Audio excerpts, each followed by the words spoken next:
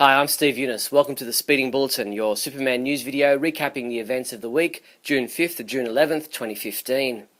Our top news stories this week included Warner Brothers releases an official plot description for Batman v Superman, CBS announces a premiere date for the Supergirl pilot, and the annual Superman celebration is underway in Metropolis, Illinois.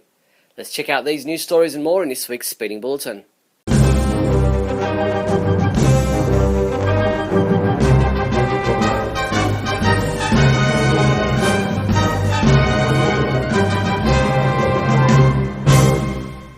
In movie news, Warner Brothers are in attendance at the Licensing Expo 2015 in Las Vegas this week, where they were heavily promoting Batman v Superman Dawn of Justice with partners Mattel, Lego, Ruby's Costumes and others. Warner Brothers also unveiled the Batmobile and select costumes from the highly anticipated film at the expo. As part of a press release for the unveiling of the Batmobile and movie costumes, Warner Brothers also released the first official plot description for the upcoming movie. It reads, "Fearing the actions of a godlike superhero left unchecked, Gotham City's own formidable, forceful vigilante takes on Metropolis's most revered, modern-day saviour, while the world wrestles with what sort of hero it really needs. And with Batman and Superman at war with one another, a new threat quickly arises, putting mankind in greater danger than it's ever known before." Jakks Pacific announced a licensing agreement with Warner Brothers Consumer Products to manufacture, distribute and market a line of toys and products based on Batman v Superman. The multi-category license includes large-scale action figures and vehicles, accessories, games, wagons and more. Lego released 2 Batman v Superman posters on Twitter this week, replicating the earlier posters released for the IMAX screening of the teaser trailer. The posters are an indication that the toy company will be releasing Lego tie-ins for the film next year. Heroic Hollywood claims that a number of promotional poster images from Warner Brothers advertising Batman v Superman have emerged from the Licensing Expo in Las Vegas. A Batman image shows a Gotham City Police wanted poster which states that the police want Batman for criminal acts of vigilante justice. However, the poster has been defaced by Batman supporters with yellow paint calling Batman a hero, Gotham's dark protector, and they've even drawn a halo above his head. A Superman poster, on the other hand, shows a black and white image of Superman with words like false god, masked menace, Superman destroyed Metropolis, and Luthor is our saviour. While another Trinity poster shows visual representations of Superman flanked by Wonder Woman and Batman. However, the black and white imagery is surrounded by green and orange designs, seeming to be more in line with the colours of LexCorp's corporate colours. Machinima released the first 2 episodes of Justice League Gods and Monsters Chronicles online this week, with the 3rd instalment due any day now. Running at around 6 minutes long, the episodes are a prelude series based on Justice League Gods and Monsters, a home video release from Warner Brothers set to be released on July 28th. A second season of the digital versions has already been announced, but fans will have to wait until 2016 for those. In an interview to promote Justice League Gods and Monsters, Bruce Timm spoke to comicbookresources.com about his reaction to Superman breaking Zod's neck in Man of Steel, and how he wanted to do that very same thing with the character in an animated version. He said, "I was going to have Superman do exactly the same deed. Doomsday was going to be getting ready to kill some innocent bystanders, and Superman was already mortally wounded, and he was going to use his last bit of strength to break Doomsday's neck. DC wouldn't let me do it." If you missed our broadcast of Radio KAL Live this past Monday night, then you missed hearing Michael Bailey and I chat with filmmaker John Schnepp to discuss his full-length documentary, The Death of Superman Lives What Happened. John spoke to us about the process involved in making the documentary, and also spoke about some of the more interesting interviews he was able to secure. Check out the recording of the interview at supermanhomepage.com/live. In TV news, CBS has announced that the Supergirl TV pilot will premiere on Monday, October 26. After that debut, Supergirl will settle into its regular Monday night time slot at 8 p.m, starting on November 2nd. Warner Brothers Television also announced that they're headed to San Diego Comic-Con next month, where they'll be promoting 18 of their shows, including Supergirl. On Saturday night, July 11th, Warner Brothers Television and DC Entertainment will present a nearly 3-hour special event in Hall H, featuring the full pilot screening of Supergirl, along with panels, special surprises and moments inside the worlds of Arrow, The Flash, Gotham, DC's Legends of Tomorrow, and new digital series Vixen. Additionally, on Wednesday, July 8th, Warner Bros. Television will continue their annual preview night tradition with exclusive world premiere screenings of 4 pilot episodes, including Supergirl. This will take place in Ballroom 20. Meanwhile, Interview magazine caught up with actress Melissa Benoist to talk to her about her upcoming role and discovered that flying isn't easy at all. She said you have to hold your entire body weight up with just your abs, sometimes while suspended 30 feet in the air. She added that training means lots of planks and exercises that work the muscles you really don't want to work. In comic book news, we reviewed a number of comic books this week, including Action Comics number 41, which was reviewed by Michael Bailey, who said Action Comics number 41 was a well-written comic, however I hate the idea behind truth, and he rated this issue a 4 out of 5. T.A. Hewitt reviewed Justice League number 41, calling it a great read, and he gave it a full 5 out of 5 score. Bizarro number 1 was also reviewed by T.A., who gave it a 3 out of 5, saying Bizarro as a concept naturally invites wit and humour. And T.A. also reviewed Injustice Year 4 Chapter 5, saying 5 issues in and Injustice still hasn't found any basis for this year, and he therefore rated this a 2 out of 5. Superman comics available this week from June 10th include Injustice Gods Among Us Year 4 Chapter 6 digital comic has been available since June 9th. Batman Superman number 21, which is available in a variant Joker cover. Earth 2 Society number 1 is also available in a variant cover. Injustice Gods Among Us Year 4 number 3 print edition. Superman Action Comics Volume 6 Super Doom hardcover. And Superman Action Comics Volume 5 What Lies Beneath trade paperback.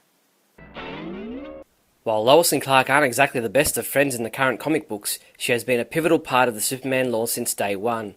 Grab the new Lois Lane young adult novel titled Fallout for just $12.37. Or pre-order the upcoming DC Comics Bombshells Lois Lane statue for $124.99. These and other great Lois Lane collectibles are available from your one-stop Superman shop, the Superman Homepage online store at supermanhomepage.com/shop. In other news, the 37th annual Superman celebration has begun and runs until Sunday, June 14th in Metropolis, Illinois. As we've previously reported, the special guests making appearances are Candice Patton from The Flash, Katie Lotz from Arrow, John Shea from Lois and Clark, Stacey Hyduk from Superboy, and Diane Sherry Case from Superman the Movie. Don't forget to grab your copy of this year's Metropolis Planet Daily Planet Special Edition while you're there. And check our website for videos from the opening ceremony and opening skit, as well as other videos live streaming over the next few days. Hyundai has joined forces with the Justice League to promote their new line of grandeur vehicles. As the city is in peril, Superman, Batman and the Flash come to the rescue in the form of Hyundai's new diesel, gasoline and hybrid versions of the Grandeur.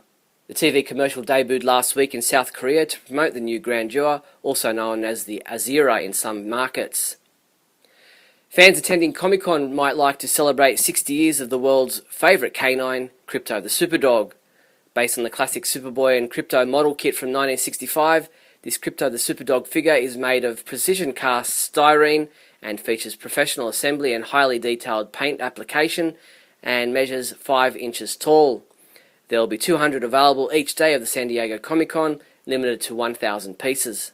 Priced at $35 each, Krypto the Superdog includes assembled Krypto in package with dog tag, Krypto bag and lapel pin.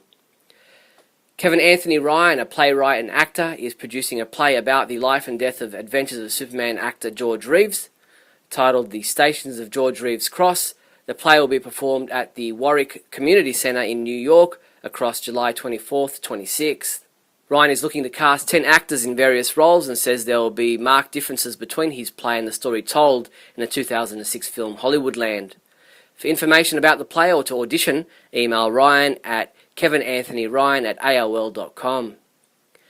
And in a feel-good story to finish off, we reported on David Robertson, a 42-year-old man who has suffered with epilepsy for most of his life, who came up with the idea to dress as Superman to boost sales for his hot dog stand in Milwaukee, while also bringing smiles to everyone around him.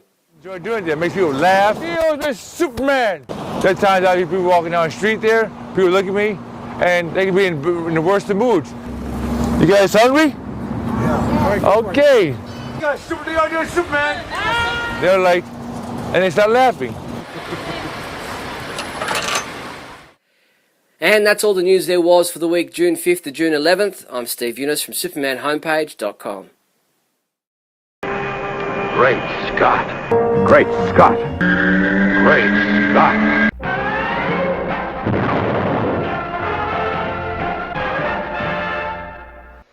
Hello everyone, and welcome to another fabulous episode of Great Scott. I'm Scotty V. Thanks for watching. So, we've received an official description of the plot synopsis of Batman v Superman. Actually, we really haven't. I mean, it was released, sure, but we haven't really learned much more than what we already figured. Batman doesn't like Superman for some reason. Superman comes to answer those charges. They're going to fight because it's versus. And now there's all these posters, and there's this article saying who clearly is the villain, or who it certainly looks like this round of advertising the villain's going to be. Although these posters haven't actually been released as part of the advertising materials for the film. This is like promo art, or some sort of art that's being used online but hasn't been officially released in any capacity. Everybody's seen this image by now. The two facing off in what appears to be the first time they're going to do that facing off, and the whole "do you bleed? You will." There's also been speculation that that voice maybe isn't Batman's, although it seems like it is, or they're at least making us think like it could be based on the trailer that we watched. In the synopsis that was released, it says that Batman doesn't trust this super powerful being to always do the right thing and to always be a force for justice, and so he goes to war with him. And of course, Superman, in defending himself, is going to go to war with Batman. Two great heroes going to war with each other instead of worrying about the actual threats that are out in the world. And you got people that don't trust either, you got people that love both, you got people that are probably indifferent, and you got Lex Luthor at the center of it all, saying the things that need to be said, probably to get both Batman and some of the populace to turn against Superman. We've also seen that there's a religious zealot-type aspect to the film, the people talking about false gods, and how this person is here and representing something that is greater than what all religions on earth have ever thought of when they think about God, which Perry White himself said in the first movie. Can you imagine what the people of this planet would do if they found out that all of their ideals and beliefs were challenged because a person like this exists and is among them? And of course that would happen. So it is realistic that one of the biggest ruling classes on this planet, religious Christianity, even Buddhism, other types of religions, would feel challenged and would feel like this person, this Superman, is challenging their belief system and their God, because man was supposedly made in God's image, and yet we have this Superman who is greater than man in a single capacity. Though Superman has never believed himself to be that way. My guess is, and it's what I said before, that when we see those men kneeling down to Superman, it's people that are religiously worshiping him, and it's him going there to find out what's up, and maybe, hopefully, to tell them that that's not something he's looking for, and not something that they should do. In the synopsis, we then read that, whilst fighting amongst themselves, a threat to planet Earth arises, one like that man has never seen before. Which means that it's going to be greater than the whole Zod and his army thing, which was already the greatest threat in this universe that man has ever seen. And Superman put that down on his own.